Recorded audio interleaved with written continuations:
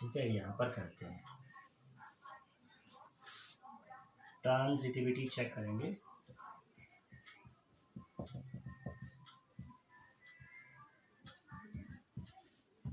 Transitivity, इसके लिए हमें 3 आर्बिट्ररी एलिमेंट चाहिए A B C which is belongs to set A and A B belongs to are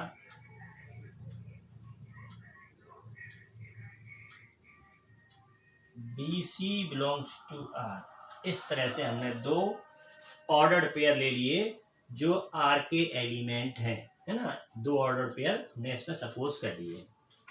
तो इस order pair A B belongs to R का मतलब हो जाएगा कि A minus B, mod of A minus B is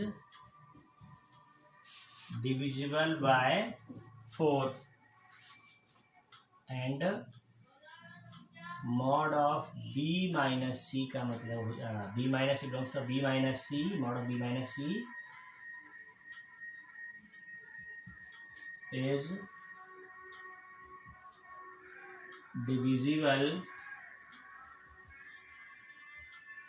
by 4। ठीक है, तो इस ऑर्डर पेयर के लिए ये आ गया। ये सब मैं कहाँ से लिखता हूँ, ये रिलेशन में जो रूल दे रखा है उसके हिसाब से।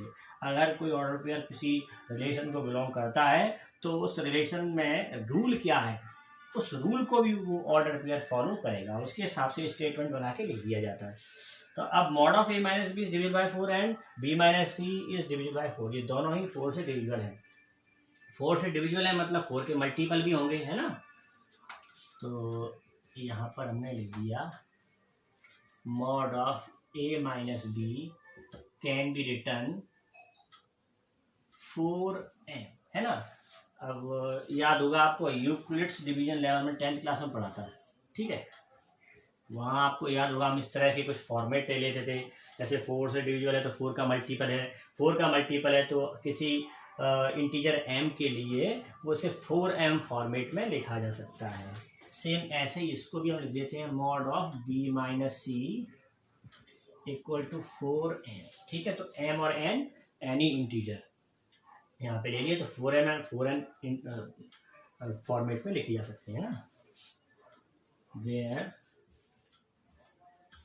m n belongs to any integer. ठीक है, इंटीजर भी ले सकते हैं और नेचुरल नंबर भी ले सकते हैं कुछ, ठीक है। इंटीजर ले लेना ज़्यादा बेहतर रहेगा। अब अगर हाँ एक चीज़ आपको और बता दूँ मैं कि जैसे कहीं ऐसा लिखा है मॉड x इक्वल टू 4, ठीक है, तो अगर हम मॉडुलस का साइन हटाते हैं, मॉड का साइन हटाएंगे तो फिर यहाँ आएगा प्लस माइनस 4, ये याद रखिए, ठीक है। ये मॉड फंक्शन की प्रॉपर्टी होती है। तो अगर मैं यहाँ से मॉड हटाता हूँ तो यहाँ पर मुझे लिखना पड़ेगा a minus b equal to plus minus 4m, और यहाँ भी मुझे लिखना पड़ेगा मॉड हटाने पर b minus C equal to plus minus 4m। ठीक है, अब अगर मैं इन दोनों को ऐड करता हूँ, ठीक है, a माइनस बी और b माइनस सी, इन दोनों को ऐड करूँ तो a minus B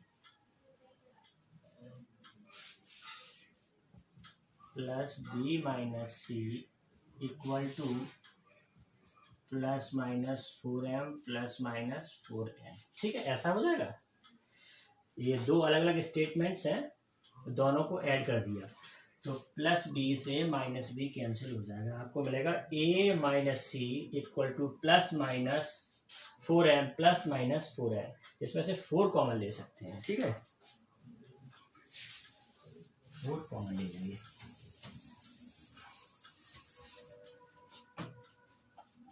So this implies a minus c equal to 4 as a common, we get plus minus m plus minus n। अब plus minus m plus minus n ये दोनों integers हैं और इंटीजर्स की किसी value के लिए जो एक्सप्रेशन है ये भी इंटीजर होगा। कहने का मतलब ये है a minus C equal to 4 इसको मैं क्यू सपोज कर लेता हूँ, ठीक है। तो a minus c can be written in the form of 4q, है ना, 4 के मल्टीपल के या 4 से डिवीजन हो जाएगा ना, a माइनस सी। और अब इसमें चाहें तो फिर मॉड लगा लें, मॉड लगा सकते हैं इस तरह से, है ना। अगर आप प्लस माइनस भी कॉमन लें यहाँ पर, तो इसको ऐसे भी लिख सकते हैं।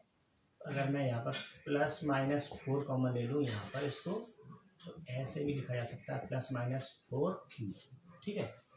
और अगर हम मॉड जैसे मॉड हटाने पर प्लस माइनस आ जाता है, मॉड लेने पर प्लस माइनस हट जाएगा, केवल ऐसे 4q प्लस में लिखोगे, है ना, माइनस की वैल्यू नहीं आएगी। तो अब यहाँ पर इसका मतलब ये होगा कि a minus C is divisible by 4 and a comma c belongs to r, this implies a comma c belongs to r। और इस केस में क्योंकि ये दोनों एलिमेंट हमने लिए थे, सपोज कर लिए थे, और इनसे हमें क्या मिल गया, ac बिलोंग्स टू r मिल गया। इसका मतलब r इज ट्रांजिटिव। अब आप देख रहे हैं किस तरह से लिखेंगे, since r is reflexive, symmetric and transitive,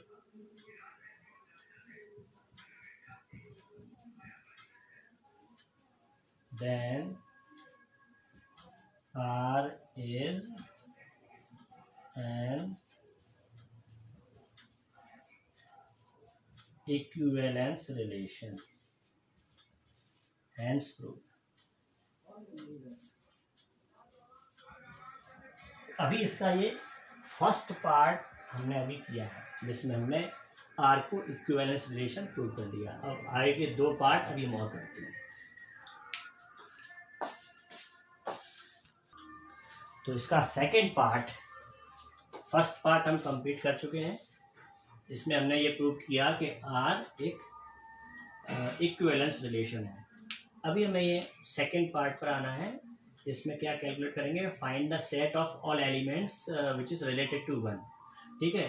तो हमें ऐसे उन सभी एलिमेंट्स का कलेक्शन, उनका सेट पता करना है जो 1 से रिलेटेड है। तो सपोज कर लिया, late x belongs to A, x is an element and x related to 1। x वो एलिमेंट है सेट A का जो 1 से रिलेशन रखता है। तो अब x क्या होगा, x की वैल्यूज क्या क्या हो सकती हैं वो पता करेंगे। इसका मतलब क्या हुआ कि x, 1 बिलोंग्स टू R हुआ कि नहीं, है ना। x 1 से रिलेटेड है, ठीक है। तो फिर x, 1 रिलेटेड टू R होगा। अब ऐसा कोई ऑर्डर पेयर R का एलिमेंट है, इसका मतलब वो इस रूल को फॉलो करेगा, यानी कि x mod of x minus 1 divisible is divisible bye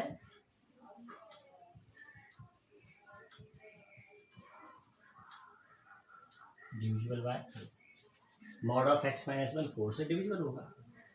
तो अब आप ये देखिए कि अगर x माइनस 1 4 से डिविजिबल है, तो mod of x minus 1 equal to हम लिख सकते हैं 4 से डिविजिबल, एक तो ले सकते हैं 0 4 से डिविजिबल है, फिर 4 से डिविजिबल है, फिर 8 4 से डिविजिबल है, और 12 4 से डिविजिबल है। और इस तरह से आपको नंबर्स लेनी है जो 4 से डिविजिबल है। मॉड ऑफ x माइनस 1 के इक्वल में वो सारी नंबर्स लिखें।